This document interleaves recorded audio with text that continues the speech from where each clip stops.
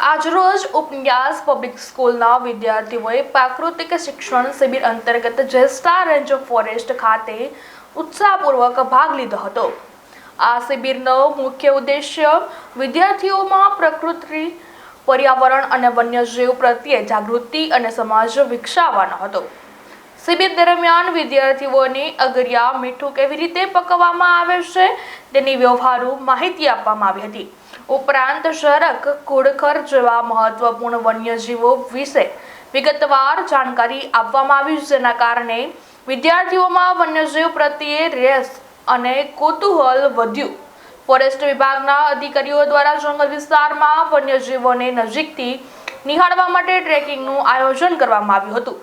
આ ટ્રેકિંગ દરમિયાન વિદ્યાર્થીઓએ પ્રાકૃતિક વાતાવરણનો આનંદ માણ્યો અને જીવંત અનુભવ મેળવ્યો।